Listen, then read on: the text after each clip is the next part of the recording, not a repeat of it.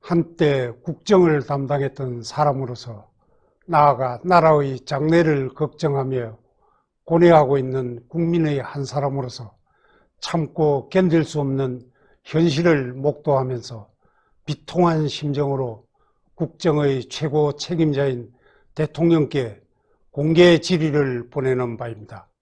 무엇보다 첫째는 거짓말이 된 대통령의 취임사입니다.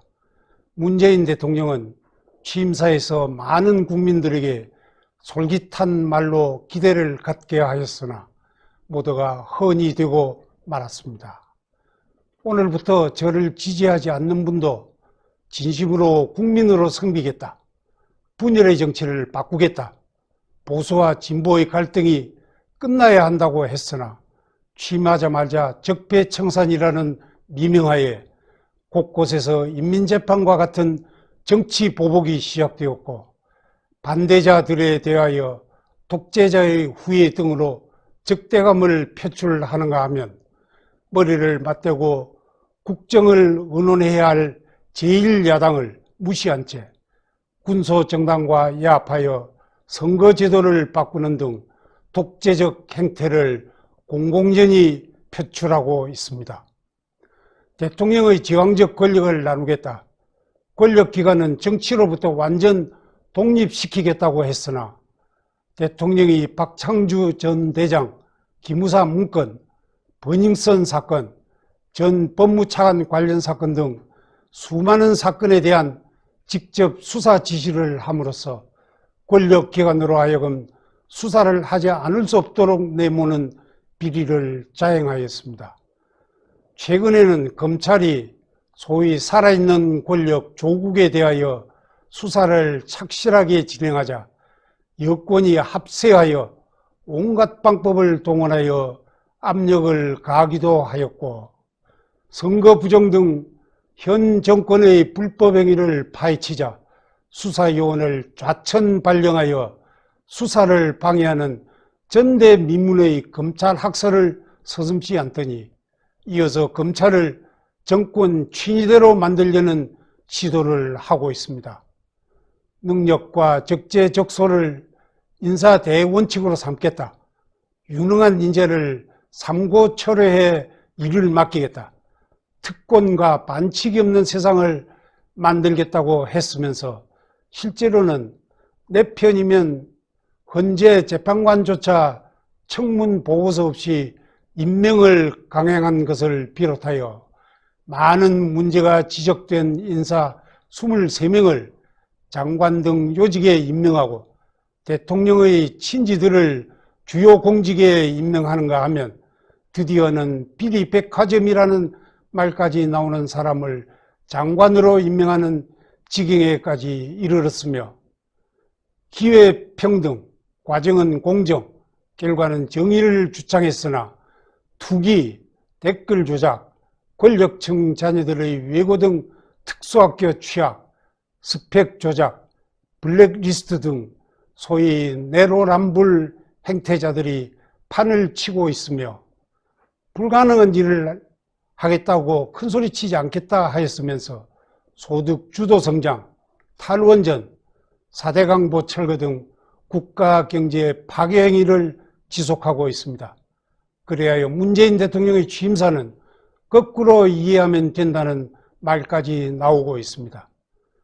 박근혜 전 대통령이 대통령 선거 때 선거 공약으로 65세 이상 고령자에게 20만 원의 기초연금을 지급하겠다고 하였다가 국가 재정을 고려하여 우선 70%에 대하여만 지급을 하기로 하자 약속을 위반하였다면서 국회의 대정부 질의 때마다 집요하게 사과를 요구하던 사람들이 집권을 하자 말자 이렇게 거짓말을 쏟아내고도 눈 하나 끔찍하지 않는 것은 썩어도 자기 편이면 된다는 부도덕성 때문인가요?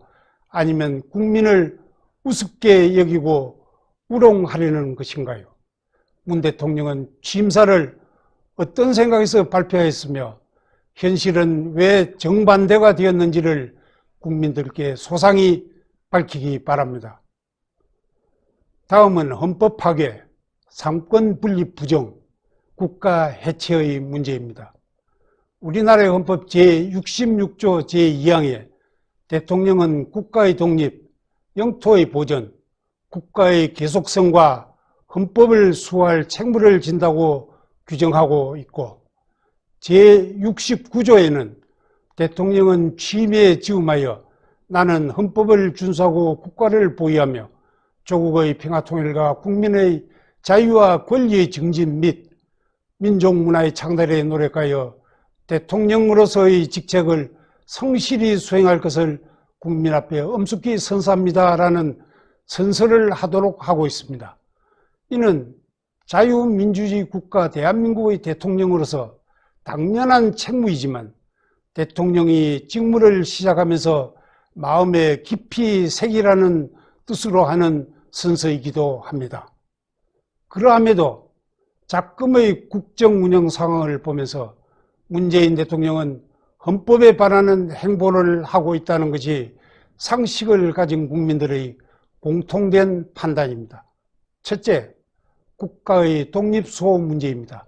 문재인 대통령은 2분짜리 한미 정상회담을 한 것을 비롯하여 각종 국제 외교 무대에서 대한민국을 대표한 국가 원수로서 국민에게 자긍심을 갖게 하는 언행을 보여주지 못하였을 뿐만 아니라 특히 북한 김정은에 대한 저자세는 그 도를 넘어섰고 북한 관계자들이 삶은 소대가리라는 등 입에 담기조차 민망한 각종 모욕적인 언사를 퍼부으면서 심한 모멸감을 주고 있음에도 한마디 대응을 못하는 모습에 국민들은 절망을 넘어 분노하고 있습니다.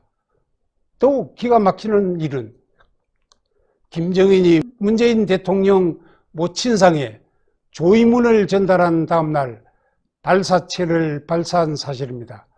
이는 분명 문 대통령을 넘어 대한민국을 조롱하는 것입니다. 대한민국의 주권을 침해하는 중국의 오만불손한 행위나 중국, 러시아의 공군기가 카지지를 침범하며 동서남해안을 휘젓고 다녀도 대통령은 어떠한 항의나 단호한 태도를 보인 적이 없습니다. 이러한 행태는 국가의 독립 유지 책무를 저버렸다는 비판을 받아 마땅합니다.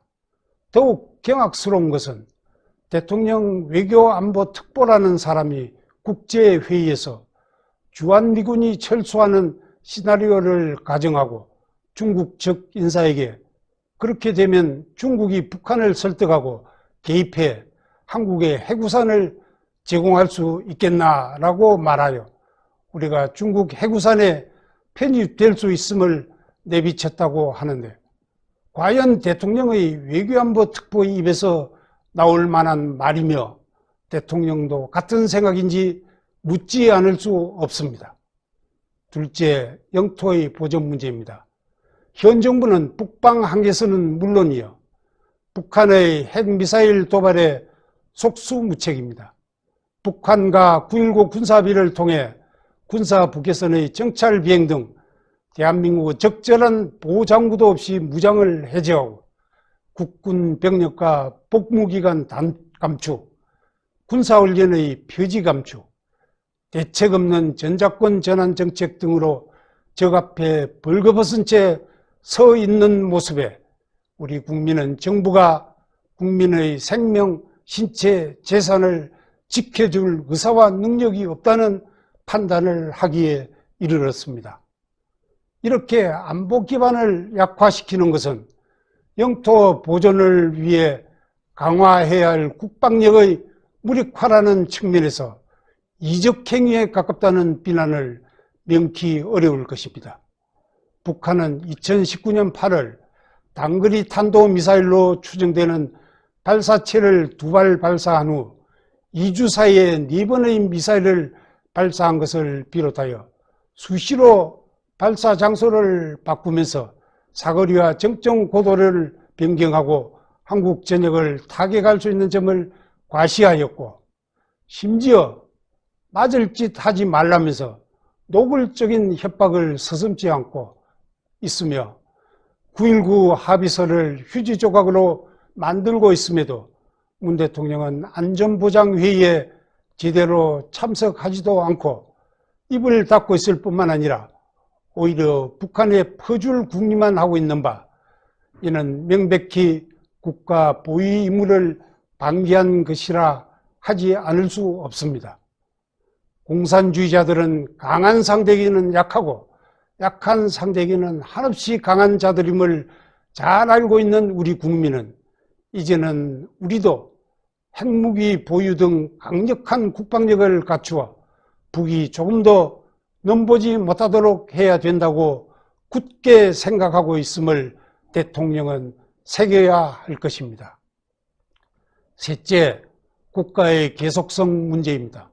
문재인 정부는 전 정권에서 합의한 한일 위안부 합의를 파기했습니다. 이어 한일 군사정보보호협정도 종료한다고 선언했다가 슬그머니 뒤집기도 했습니다.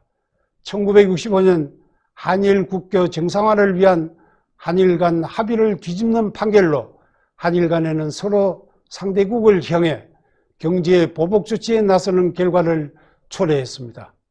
한미동맹은 크게 약화되어 이제 미국 조야로부터 한국은 미국과의 동맹을 지속할 것인지 아니면 중국과 손잡을 것인지 분명하고 확실하게 답하라는 무언의 압박을 받기에 이르렀습니다. 전 정권에서 국제법에 의하여 체결한 조약 합의 협정 약속을 정권이 바뀐 후 국제 질서에 따른 합리적 절차 없이 일방적으로 파기를 하게 되면 국가의 계속성이 부정되고 국가 신인도가 추락하여 국제적 고립을 명키 어려울 것입니다. 이런 일이 반복되면 어떤 나라가 한국 정부를 신뢰하여 외교관계를 지속할 것이며 조약이나 협약을 체결하려 하겠습니까?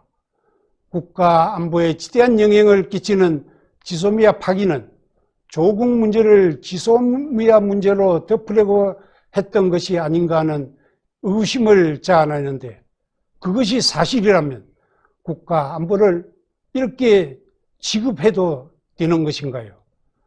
넷째, 헌법수호의 책무 문제를 지적하지 않을 수 없습니다. 온갖 비리의 백화점이라고 지탄받는 조국 전 민정수석 비서관을 국무위원회에 임명해서는 안 된다는 것이 국민적 여망이었고, 더구나 조국 씨는 아직도 사회주의를 신봉하는 자신의 이념적 성향을 굳이 숨기려 하지 않는 듯한 발언을 인사청문회에서 함으로써 스스로 사상 고백을 한 셈입니다. 문재인 대통령은 이처럼 아직도 사회주의를 신봉하고 심각한 범법 행위로 수사 대상에 오른 인물을 다른 자리도 아닌 법치 수호의 상징적 자리인 법무부 장관에 임명했습니다. 이것은 자유민주주의 헌법을 존중하겠다는 의사가 없음을 보인 행위라 하지 않을 수 없습니다. 문재인 대통령의 월남 패망에 희열을 느꼈다는 발언과 신용복을 존경하고 김원봉을 축켜 세우는 발언 등과 일맥상통하는 것으로 대한민국을 자랑스럽게 생각하고 대한민국 헌법을 지키려는 대다수 국민들에게 섬뜩한 공포를 안겨주는 처사입니다. 만약 그러한 사상이 문 대통령의 소신에서 비롯된 것이라면 대한민국 대통령으로서 자격도 없을 뿐만 아니라 대한민국 국민이 그러한 사람을 대통령으로 인정하지도 않는 바이므로 그 직에서 물러나야 한다고 보는데, 그에 대한 성실한 답변을 듣고자 하는 바입니다. 검찰 수사를 받고 있는 인물이 검찰을 지휘하도록 하는 국정의 난맥상은 차마 눈을 뜨고 보기 어려운 일이었습니다. 이것은 정상적인 법치국가로서는 도저히 있을 수 없는 기행과 파행임이라는 평가가 뒤따를 것이 충분히 예상되므로 당연히 파직시켜야 했습니다. 그럼에도 그가 사임한 후 대통령이 아쉬움을 표하더니 연두회견에서는 마음의 빚을 졌다느니 하면서 그를 옹호하는 발언을 함으로써 향후 재판에 영향을 미치려고 한다는 의심까지 받고 있습니다. 대통령이 어떤 빚을 개인적으로 졌는지 모르나 대통령의 개인적인 빚을 왜 국가와 국민이 갚아야 합니까? 재판이 진행 중인 드루킹 댓글 사건으로 지난 대선의 공정성에 심한 회의를 자아내고 있는 마당에 최근에 이르러 밝혀지고 있는 울산시장 선거 개입 사건은 3.15 부정선거를 무색해 하는 희대의 선거 농락 사건으로 민주주의의 근간을 훼손하고 헌법 체계를 무너뜨리는 중차대한 범죄라 할 것이며 많은 국민들이 금년 총선에서도 부정선거가 자행될 것이라는 의심을 감추지 못하고 있는데 울산시장 선거 부정이 문재인 대통령의 의중에서 나온 것인지 아니면 주변 인사들이 대통령 의중을 받들어 기획한 것인지 대통령이 직접 소상히 밝혀야 합니다.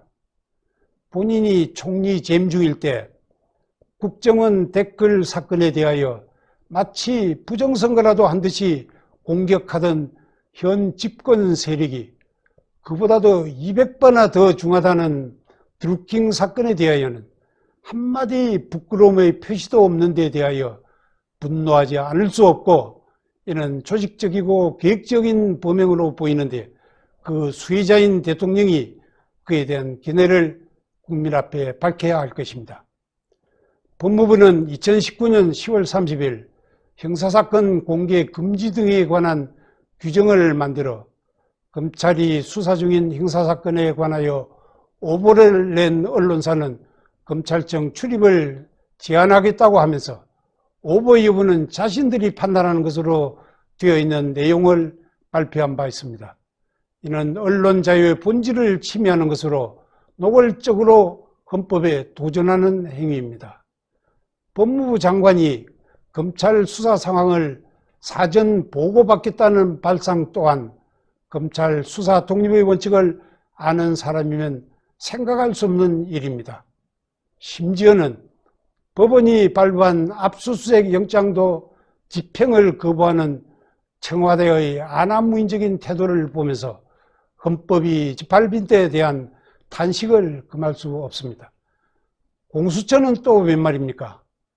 헌법상의 기구인 검찰 위에 초헌법 기구인 공수처를 법률로 설치하는 발상은 헌법 부정 세력이 아니고는 만들어낼 수 없는 짓이며 이는 독재국가를 완성하려는 야욕을 드러낸 것으로 밖에 볼 수 없습니다.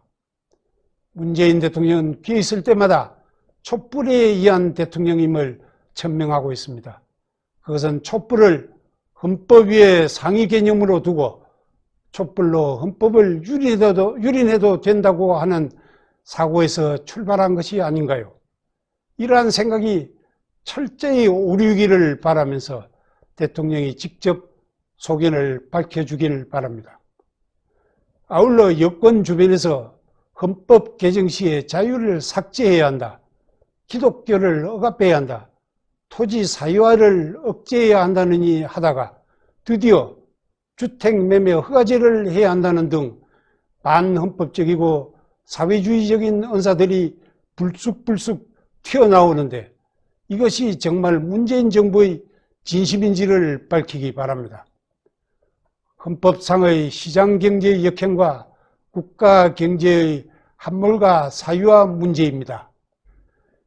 기업이 활발하게 작동할 여건이 되면 투자가 일어나고 그에 따라 일자리가 창출되어 고용이 증대되며 이는 소득의 확대로 이어지고 소비를 촉진하여 재투자를 유발함으로써 경제가 발전한다는 것이 상식인 시장의 법칙이고 이를 조장하여야 하는 것이 정부의 책무임에도 문재인 정부는 시장의 법칙을 역행함으로써 시장의 반란을 자업자득하고 있습니다. 정부 주도의 소득 주도 성장, 주 52시간 근무 등은 국가 경제를 망치는 정책으로 이미 그 부작용이 심각하게 드러났음에도 전혀 수정할 기미가 없습니다. 문재인 정부가 펼치고 있는 탈원전 정책은 어리석은 정책, 서민 적대적 정책이라는 지적을 받기에 충분하고 결국은 전력 공급의 안전성을 해치고 전기요금은 대폭 올리는 한편 세계 최고 수준의 국내 원전 기술을 붕괴시키고 온실가스와 미세먼지 배출을 더 늘릴 것입니다. 탈원전 때문에 우리나라는 지난해 OECD 국가 가운데 유일하게 석탄 소비가 증가한 나라가 되었습니다. 원전을 대체한답시고 전국에서 벌어지고 있는 태양광 사업의 이용률은 극히 낮고 우리 자연 환경에 적합하지도 않다고 합니다. 태양광 사업은 국민 세금인 보조금 빼먹기로 변질되어 가고 있고 보조금은 운동권 시민단체의 먹잇감이 되어가고 있다는 말도 있습니다. 또한 물 부족 시대에 돌입하여 물 확보가 국제적 과제가 되어 있는 마당에 수중보를 철거하겠다는 정책은 시대 역행으로 국가 경제를 망치는 일이라 하지 않을 수 없습니다. 더욱 경악스러운 것은 국가 경제를 사유화하고 있다는 것입니다. 나라의 빚으로 인한 재정의 건전성은 아랑곳하지 않고 방만한 확장 예산으로 곳곳에 퍼주기 복지에만 골몰하고 있습니다. 심지어 대통령의 자의적 판단에 의한 선심행정을 제어하는 장치인 예비 타당성 조사 제도까지 무너뜨리면서 표되는 곳에 개인 돈처럼 국가 예산을 소비하고 있습니다.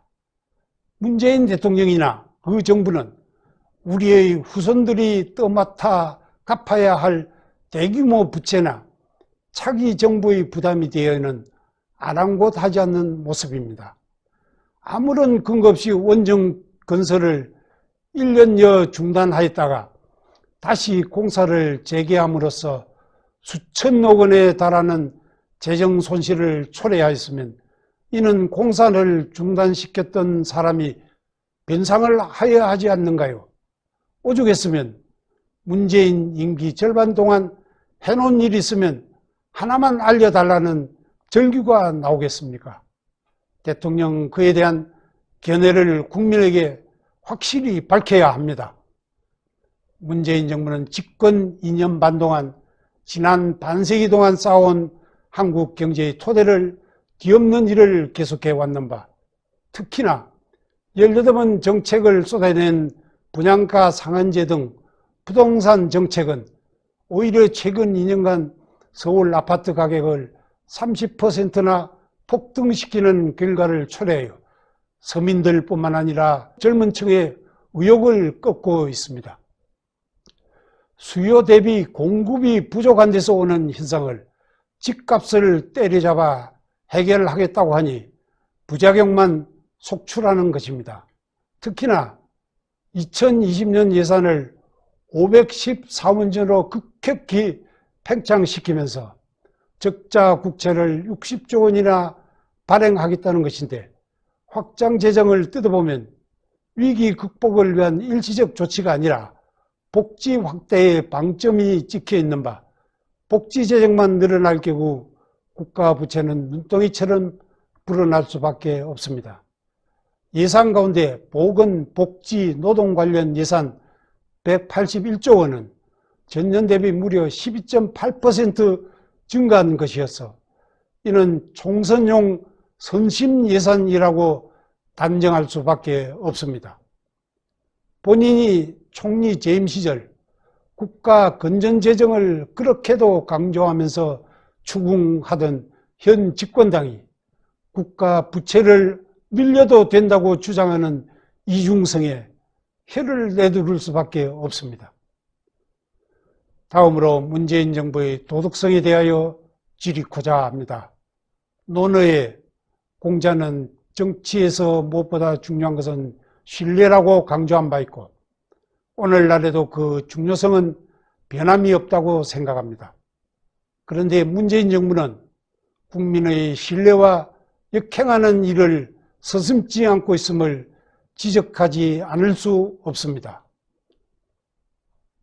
먼저 국민을 기망하는 행위로 문정부 초기 임종석 특사가 아랍에미리트를 느닷없이 방문하여 의혹이 일자 장병 격려차 같다고 하다가 국정원 차장이 수행한 사실이 밝혀지자 관계 복원을 위해 갔다는 등 말을 바꾼 사실을 시작으로 6.25 참전 16개국 외무장관 회의에서 강력한 대북 제재 결의가 있었음에도 외교부 장관은 남북 대화를 지지했다고 발표했고, 교육부가 전 정부 국정교과서를 적폐라고 샅샅이 조사하던 시기인 2017년 9월부터 2018년 1월에 걸쳐 초등학교 6학년 국정교과서를 정권 입맛에 맞게 고치면서 수정을 거부하는 집필 책임자 교수가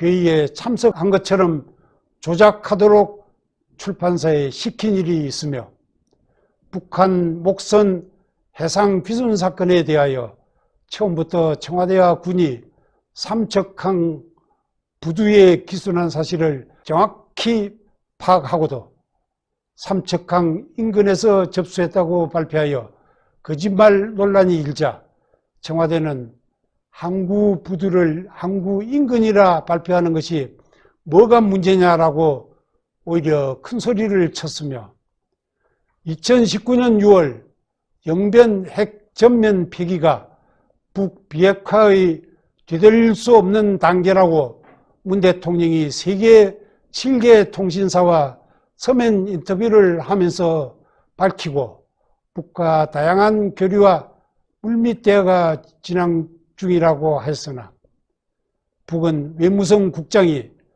저들도 한판 끼어보려고 하나 물밑 대화 하나도 없다, 조미관계는 미국과 직접 대화하고 있다 하면서 거짓말임을 밝혔음에도 한마디 대꾸조차 못하더니 북비핵화는 2020년 대통령 연두담화에서 슬그머니 사라짐으로써 관심조차 없는 사안이 되었고, 청와대는 문재인 대통령의 개별 기록관 건립 안건이 대통령 주재 국무회의까지 통과했음에도 대통령에게 보고가 안 되어 대통령은 몰랐다고 하며, 청와대는 일본과 군사정보협정을 파기하면서 미국의 이해를 구했다고 했으나 미 고위 관계자는 거짓말이라고 밝히기까지 한 바 있습니다. 국가유공자 선정에 6번 탈락한 북한 정권 추종자가 국가유공자로 선정되는가 하면 각종 국가기관의 이사장 등의 선출 공고와 달리 임의적 선출을 하거나 미리 면접 질문안을 넘겨주는 사례를 비롯하여 비리백화점 조국 사태에서 보듯이 헤아리기 어려운 부도덕, 비상식, 반법률 행위로 국민들의 경악과 분노가 극에 달하게 만들었음에도 제대로 된 사과 한마디 없습니다. 그동안 청문회 등 기회를 통하여 저럴 수가 있나 하는 사람이 버젓이 각종 헌법기관이나 정부기관 주요 요직에 임용되는 것을 보면서 이 정부의 부도덕성이 도를 넘었다고 하는 지탄의 목소리가 극에 달하고 있습니다. 조지 오웰의 소설처럼 보통 사람들 위해 특권을 누리는 사람들이 사는 대한민국을 기어코 만들겠다는 생각인지 대통령은 밝혀야 할 것입니다. 문재인 정부의 인권 문제는 참으로 심각한 수준입니다. 무리한 몰아붙이기식 적폐 수사로 이재수 전 기무사령관, 조질래 전 경남부지사, 변창훈 전 검사 등이 스스로 유명을 달리했습니다. 사람이 먼저다라던 문재인 대통령의 캐치프레이즈는 국민을 속이는 구호가 아니었는가요? 북한 주민의 인권 또한 마찬가지입니다. 지난해 11월 동해로 넘어온 탈북어민 이명이 귀순 의사를 밝혔는데도 정부는 사법 주권마저 포기한 채 강제로 북송했습니다. 대한민국 헌법상 북한 주민은 북한 영토 내에 있어도 우리 국민임에도 남한 땅에 살기를 원하는 탈북민의 의사에 반해 북송 조치를 내렸다는 것은 명백한 주권 포기이자 반인권적 처사입니다. 그뿐 아니라 탈북자들이 잇따라 남한 땅을 밟지 못하고 북송 조치되고 있습니다. 북한에서 부모를 잃은 고아 출신 등 10여 명이 중국을 거쳐 베트남에 도착하여 한국 대사관에 보호 요청을 했으나 대사관은 어떤 노력과 조치를 취하지 않고 있다는 보도가 있었고, 이 외에도 무수한 탈북자들이 중국과 제3국에서 체포되거나 대부분 강제 북송되었다고 합니다. 우리의 대북 정책은 북한 정권보다 노예 생활을 하는 북한 주민 구출에 맞춰져야 할 것임에도 북한 주민의 인권에 대해서는 추호도 관심이 없는 이 정부가 통일을 논할 자격이 있습니까? 마지막으로 보복의 칼춤을 언제 멈출지를 묻고자 합니다. 호주머니에 돈 한 푼 들어간 흔적이 없는 박근혜 대통령에게 경제 공동체니 묵시적 합의니 하는 이론을 만들어 신종뇌물죄를 창출하고 무려 30년형을 선고한 것은 누가 보아도 보복입니다. 헌법의 대원칙인 죄형 법정주의는 죄를 만들어 뒤집어 씌우지 못하도록 형법 조문의 해석을 엄격하고 제한적으로 하는 원칙입니다. 그럼에도 듣도 보도 못한 이론을 만들어 죄를 뒤집어 씌운 것이 보복 아니고 무엇인가요? 그 밖에도 적폐라는 이름하에 공직자 등 수십 명에게 도합 100년이 넘는 징역형을 부과했다는 것은 어떻게 설명할 것인가요? 그 과정에서 4명이 자살하는 비극을 초래한 데 대해 죄스러움을 못 느끼는가요? 대한민국을 보복의 악순환이 거듭되는 후진국가로 추락시킬 생각인가요? 칼을 쓰는 자는 칼로서 망하며 그 칼은 부메랑이 되어 되돌아온다는 사실을 상기하면서 이젠 보복의 칼을 거둬들이고 링컨과 만델라 대통령의 본을 받아 화합과 포용의 리더십을 보일 때라고 생각하는데 그에 대한 대답을 듣고자 합니다. 지금까지의 공개 질의를 정리합니다. 첫째, 문재인 대통령은 취임사에서 지지하지 않는 분도 국민으로 섬기겠다. 분열의 정치를 바꾸겠다. 대통령의 제왕적 권력을 나누고 권력기관은 정치로부터 완전 독립시키겠다. 능력과 적재적소를 인사대원칙으로 삼겠다. 기회는 평등, 과정은 공정, 결과는 정의롭게 하겠다. 불가능한 일을 하겠다고 큰소리 치지 않겠다고 한 말이 모두 거짓말이 되었는데 취임사를 어떤 생각에서 발표했으며 현실은 왜 상반되는 결과로 나타났는지 밝히시기 바랍니다.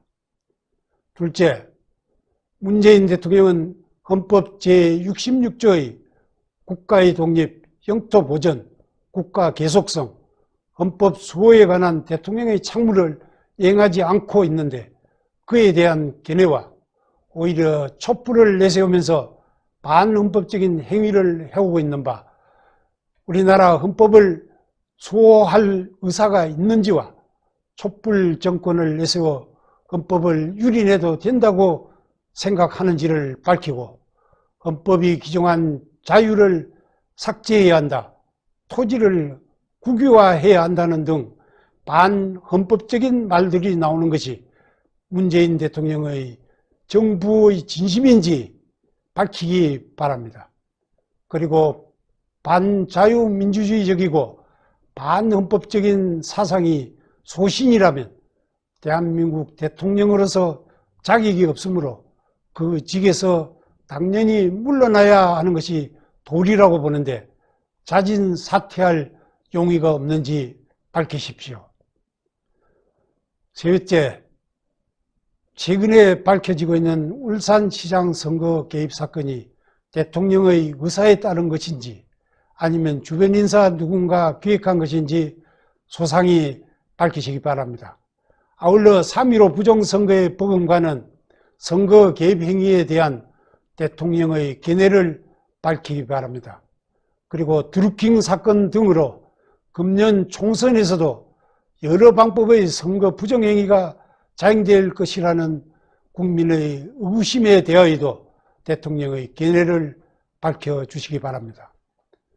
헌법이 규정한 자유시장 경제에 반하는 정책으로 국가 경제가 파탄을 향해 가고 있고 국가 경제를 사유화하는 정책이 곳곳에서 펼쳐지고 있는데 이를 반성하고 되돌릴 의사는 없는지, 그리고 그러한 정책으로 인한 국가적 피해를 어떻게 전보할 것인지를 묻고자 합니다.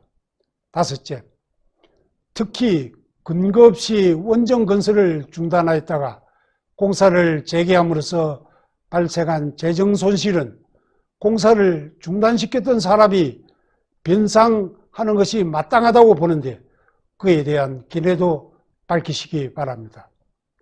여섯째, 어느 정부도 오류와 실수를 범할 수 있으나 그에 대하여 정부가 국민에게 사과하고 잘못을 시정하면 국민은 이해하면서 협력하여 바른 길을 모색하게 될 것입니다. 그러함에도 이 정부는 부정직과 부도덕, 무능이 수없이 반복되고 있음에도 현실을 호도하거나 남의 탓만 하고 있습니다. 그동안 국민을 기망하여 온 수많은 행위에 대하여 국정의 최고 책임자로서 입장을 밝히는 한편 사과하고 도덕성을 갖춘 정부로 거듭날 용의는 없는지 묻고자 합니다. 일곱째, 귀순 의사를 밝힌 탈북자 2명을 강제 북송하여 사법 주권을 포기하고 탈북자 구조 요청을 외면하는 반인권적 행태에 대한 대통령의 입장이 무엇인가요? 여덟째, 정치적 보복으로 세월 보내는 일을 멈추고 박근혜 전 대통령을 비롯한 억울하게 수감되어 있는 사람들을 석방하는 등 이제 보복의 질주를 멈추고 미래지향의 밝은 사회를 만들 용의는 없는지 답변해 주시기 바랍니다. 위 질의에 대하여 문재인 대통령의 진솔한 답변을 촉구하며 납득할 만한 답변이 없거나 지금까지의 행태가 앞으로도 계속된다면 어두운 밤이 속히 가고 빨리 동이트기를 열망하는 대다수 국민들로부터 강력한 국민적 저항과 함께 오는 4.15 총선을 통하여 준엄한 심판이 내려질 것임을 확신하며 또 확실한 심판이 내려지도록 모든 노력을 다할 것을 밝히는 바입니다. 2020년 2월 3일 전 국무총리 정웅원.